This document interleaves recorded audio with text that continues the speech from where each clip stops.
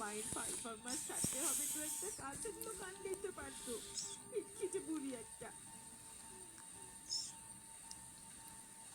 এই কি গো বউ, এখনো রান্না শেষ হয়নি? বলি সকাল গড়িয়ে দুপুর হলে তবে কি খেতে দেবে? না না, তা কেন, এই তো হয়েই গেছে। আপনি গিয়ে বসুন, আমি এক্ষুনি খাবার বেড়ে দিচ্ছি। কি রান্না করেছো? ফুলকপির তরকারি আর ভাত। ইস, শীতের সকালে তরকারি দিয়ে ভাত? বলি বাপের ঘরে কিছু শেখোনি?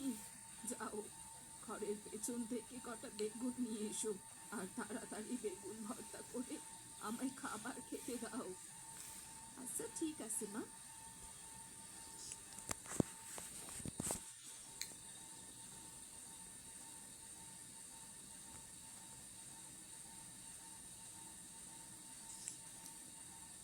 ইস, পিঠে যে কি কামড় দিল!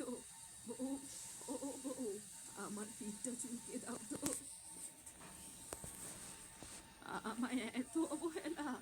বিধাতা করুন, তোমার যেন 3 আঙ্গুলের মেয়ে হয়, তুমি চিরকাল সকলের অবহেলা পাও। এ কি অভিশাপ দিলেন মা? আমার হাতে খাবার, তাছাড়া বেগুন ভর্তা করেছি।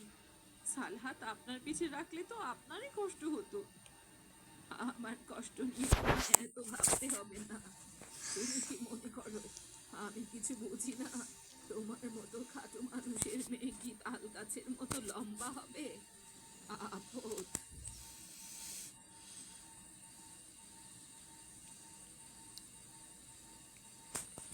সকাল সকাল কি পুকুরে জল কমে গেল নাকি? এমন করে কাঁদছো কেন বউ?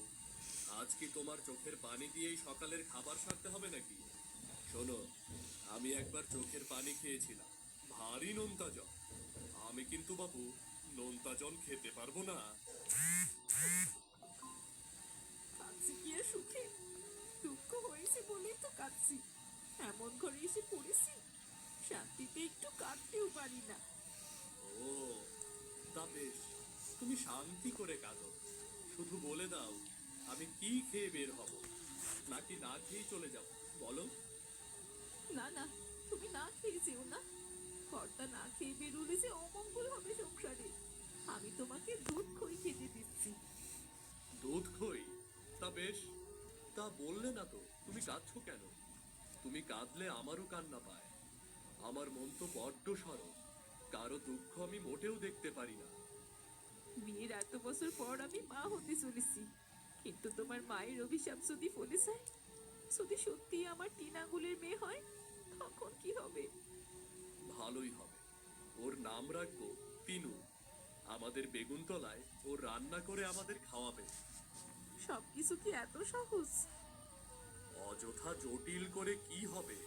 যাও খাবার নিয়ে এসো, আর বলে দাও হাট থেকে কি কি নিয়ে আসবো। তুমি বসো, আমি এক্ষুনি আসছি।